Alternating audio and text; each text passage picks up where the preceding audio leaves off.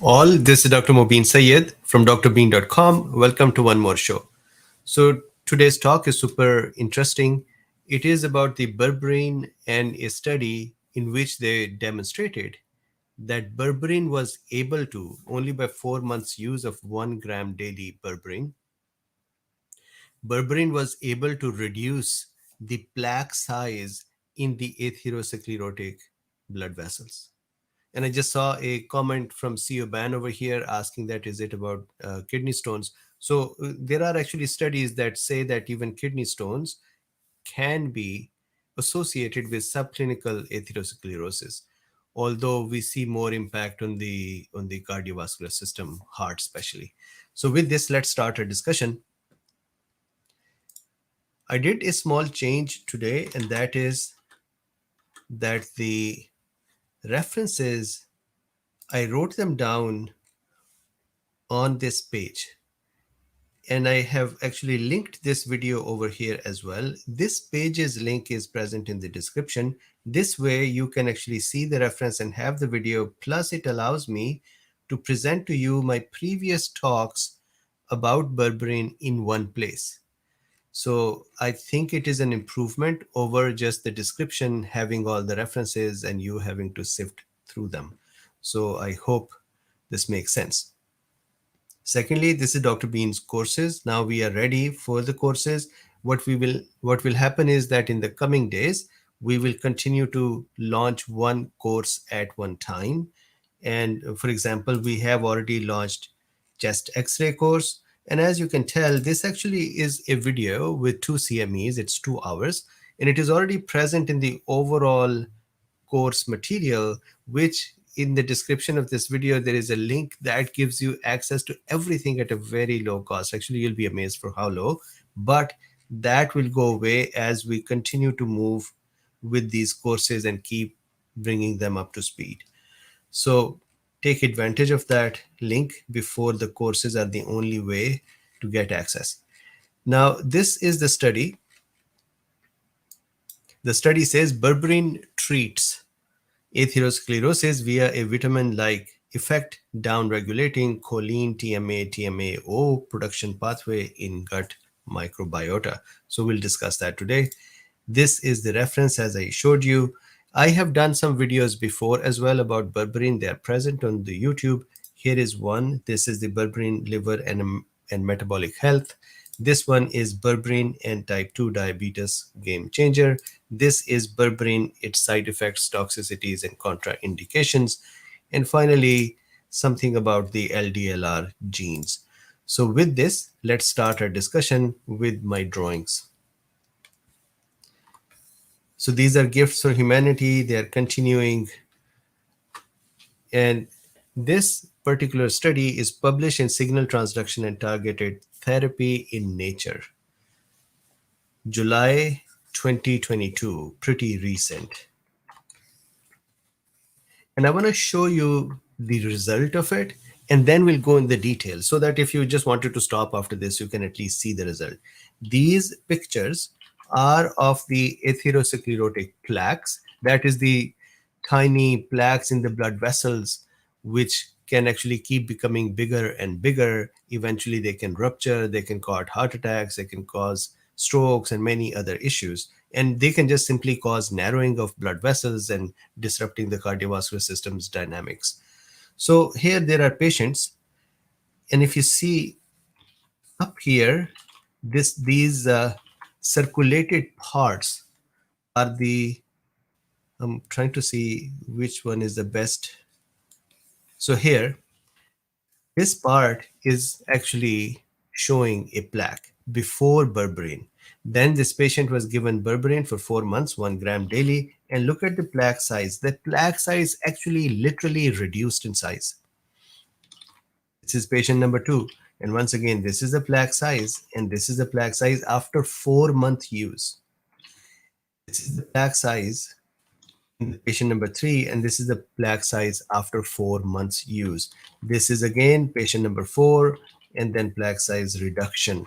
They had 21 patients. So that's why it's a small study. But do you know something interesting? They also had patients who had standard drugs like statins and clopidogrel, etc., aspirins, blood thinners type drugs, and statins to reduce the cholesterol levels. And guess what happened? Even when the patients were on those drugs, their plaque size still increased. Berberine patients were the ones whose plaque sizes actually reduced. That, I think, is a marvelous outcome. So, if you read this whole study, the most important sentence or the finding is this, that the plaque sizes with other interventions continued. So, this is the description of this video, and I want to, this picture, and I want to share some ideas from here.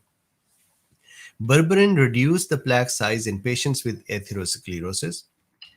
The ultrasonic images of atherosclerotic plaque circle in white of the patients at different positions of carotid arteries. So, carotid artery being the arteries inside the heart, the main arteries of the heart.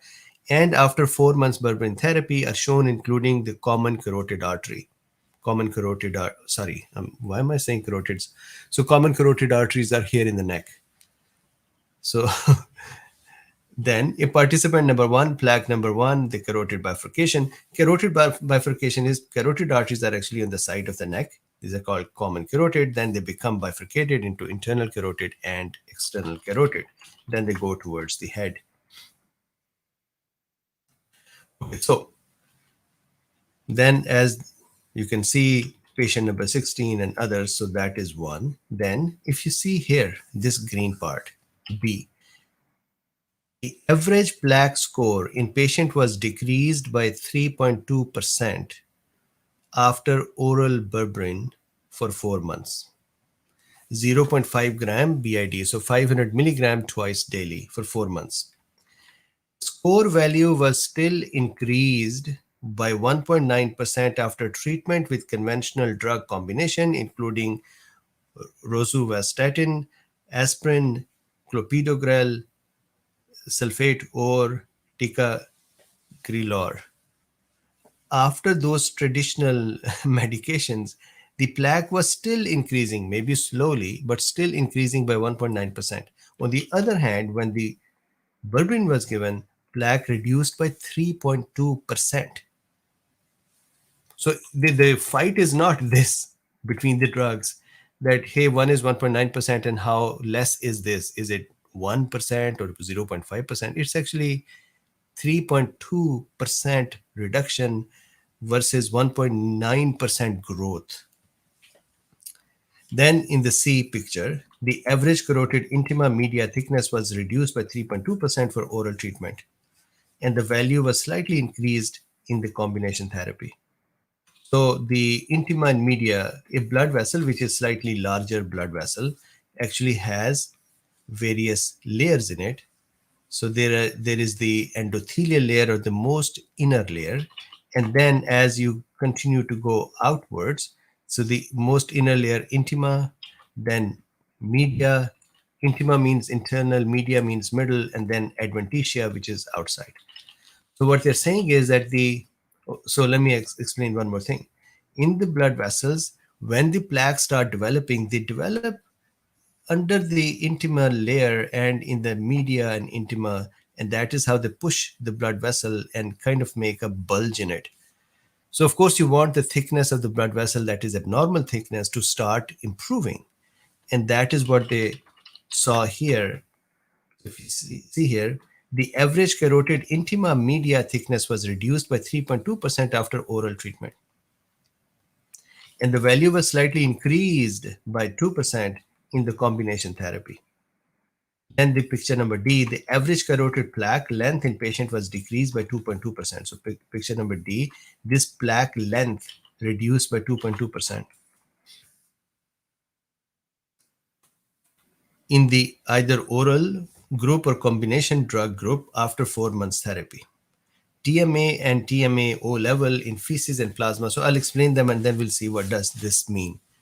So the first takeaway, that patients on berberine, patients of atherosclerosis on berberine, can actually expect, and here is a demonstration, that their plaques will reduce instead of grow slowly. That's a huge deal. And my apologies that I confuse coronary arteries with the carotid arteries. So here, how did Berberine do this action? That is the beautiful most thing that I read. Microbiota. And here is why this is interesting. They said, the researchers, they said, Berberine, when taken orally, only about 1% of it becomes bioavailable in our circulation. Just 1%. However, the effect of berberine is quite large. So there may be something in the gut that is helping. So they started chasing that what is berberine doing in the gut. And they found out that berberine was actually entering the microbiota and changing the behavior of the microbiota, and through which it helped the atherosclerotic plaques and reduce the potential for cardiac events or cardiovascular events, even strokes. Very interesting. So how did they do that? How did berberine work with microbiota? So this is the interesting thing. So as we eat red meat or animal pluck, we produce phosphatidylcholine, that is part of the meat. Not we produce, but the meat has that, and so we get that phosphatidylcholine, and that enters microbiota. We're talking GIT within the lumen of the GIT, the microbiota is such a beautiful thing. So the phosphatidylcholine enters the microbiota. Inside these pathogens or bacteria, it's not necessary that they are pathogen, they are actually friendly as well. Some of them are bad. So inside these uh, microbial creatures, the phosphatidylcholine is changed to or converted to choline. Then there is an enzyme called CUT-C or choline TMA lyase, this enzyme. This enzyme takes the choline and converts that to TMA. The TMA is then further converted to TMAO by another enzyme called flavin containing monooxygenase or FMO. What is the summary of this? When we eat meat or animal pluck, our microbiota produces TMA and TMO. And there are two enzymes that are involved in this process. The TMA and TMAO are known to cause vascular inflammation and atherosclerosis.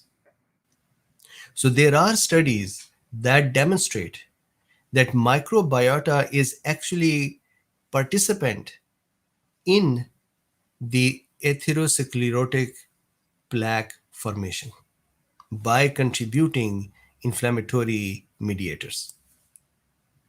And there are many studies that are nowadays targeting microbiota to try to figure out, can we help the microbiota produce lesser of inflammatory mediators to reduce the effect on the body. And guess what berberine does? So when berberine is also taken, berberine goes and disrupts both of these enzymes. The mechanism is actually such a ticklish mechanism, beautiful mechanism. What happens is that when berberine enters a pathogen, it is converted in there as dihydroberberine. So when the berberine is changed, the hydrogen bonds or the hydrogen molecules or atoms that are actually used, these actually go back and forth between berberine. It's an unstable molecule. So because of this moving between berberine and dihydroberberine, berberine allows the protons or hydrogen ions to be given to these two enzymes. And the result of that is that these enzymes, when they receive hydrogens, they become non-functional. So what does berberine does? It does very similar to vitamin C. Vitamin C does that too. So berberine becomes berberine, then it is converted to dihydroberberine, then it is converted back and it gives that hydrogen to these enzymes, disabling them. The result is that this particular bacteria will not produce as much of TMA and TMAO, which will mean that in our circulation, these elements, TMA and TMAO, will not be present in larger quantities and the inflammation of the blood vessels will not occur. Now, TMA can actually go to liver and be converted to TMAO over there as well, but that is a smaller quantity. The reason I mentioned that is that there were a thought that this may not be the microbiota, this may be liver, because it is the liver that is converting TMA to TMAO. But it turned out that the liver's contribution is really like 1%. It's all the microbiota. So there's a question. Susan says, how long should one take berberine? I have been on 1000 mg a day for over a year to help control type 2 diabetes along with changing my entire diet. So Susan, in theory, or the way it is used in China and other places, they just take berberine as a regular part of their. So as you can see from the study that they're saying it is very much like vitamins. So they take it as a regular part when needed. So I take it as well. I take 500 milligrams. So I'm going to actually, after this study, up that to 1 gram by 500 in the morning and 500 in the evening. And I would just continue to take it. It's a very cheap, inexpensive product. And think about it. There is how many more medical products do we know that actually reduce the plaque sizes? Other than saying that, hey, reduce the body weight, and then that would start pulling the lipid related products out. Here we have berberine that is showing that it is actually helping. Right? So that's interesting. Okay, so now I want to read the abstract. The abstract, so you may be thinking, what is TMAO? Trimethylamine N oxide, derived from the gut microbiota, is an atherogenic metabolite. So this little molecule that comes from the bacteria present in our gut is atherogenic. That means when it goes in our circulation, produced by the bacteria, then absorbed through the gut, goes into the circulation, it causes inflammation of the blood vessels. Then that would then cause atherosclerosis to develop. This study investigated whether or not berberine could reduce TMAO production in the gut microbiota. Effects of berberine on TMAO production in the gut microbiota, as well as on plaque development in atherosclerosis, were investigated in the culture of animal intestinal bacteria, HFD-fed animals, and atherosclerotic patients. So this one paper actually have many experiments, some in vitro or some actually in vivo, but animal models, and some human. We found that oral berberine in animals lower TMAO biosynthesis in intestine through interacting with the enzyme coenzyme of choline trimethylamine lyase, which I just mentioned, and flavin containing monooxygenase. This action was performed by berberine's metabolite dihydroberberine, a reductive berberine by nitroreductase in the gut microbiota. So there, in this bacteria, there is an enzyme called nitroreductase that takes the berberine and converts that into dihydroberberine, and then it keeps fluctuating back and forth. In that process, it keeps reducing protons. Protons go and attack these little enzymes and disable them, and all of a sudden TMA and TMAO are not produced and the inflammatory mediators are released. Beautiful mechanism. I love it.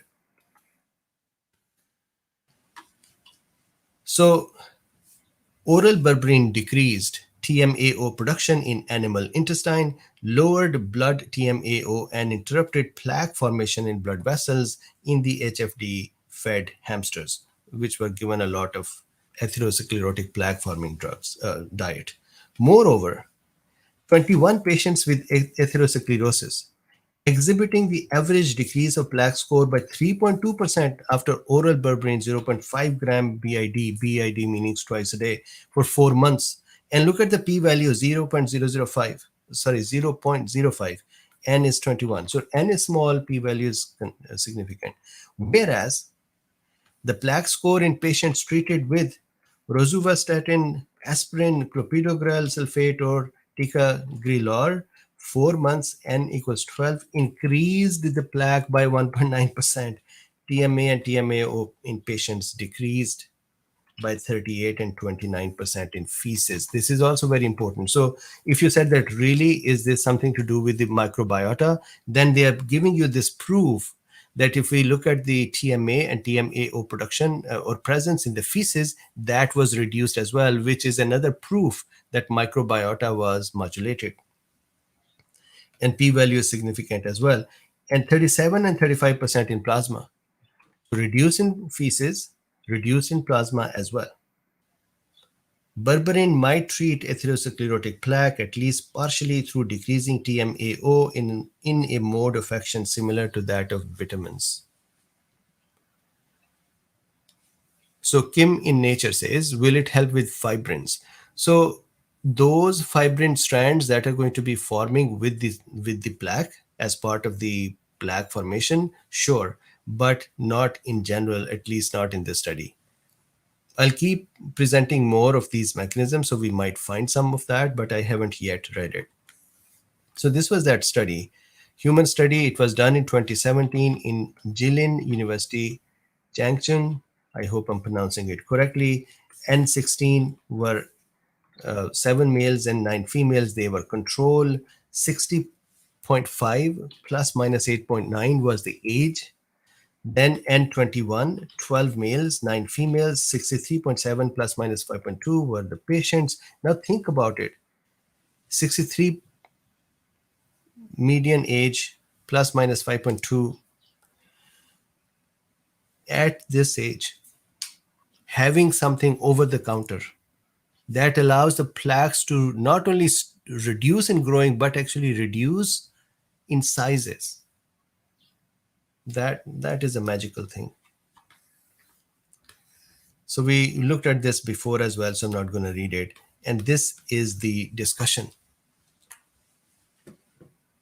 This is the discussion. I think this is one. So for a few days, I believe that the topics that I'm presenting are very important for our healthy lives. And in my head, it seems a little cheesy if I say it, but in my head, it's always that your health matters. So can I do something that can bring more cheaper, inexpensive, easy solutions for this? So I hope you like it. Mark says, I saw a video that said a study showed berberine inhibits muscle protein synthesis and therefore should not be taken every day. Please advise. So I will look into this. I have not seen that yet. Although I have done the study with the toxic effects and side effects, even in those, I did not see it. Denise says it's not cheesy. Thank you very much. I'm so non-salesy that saying things like, anyways, so you know what I mean. T Hunter says, is it better to take berberine or dihydroberberine? So dihydroberberine is automatically converted to berberine is converted to dihydroberberine inside the pathogens. So just berberine is good enough. Sue says, yes, it's a magical thing, right enough. Absolutely.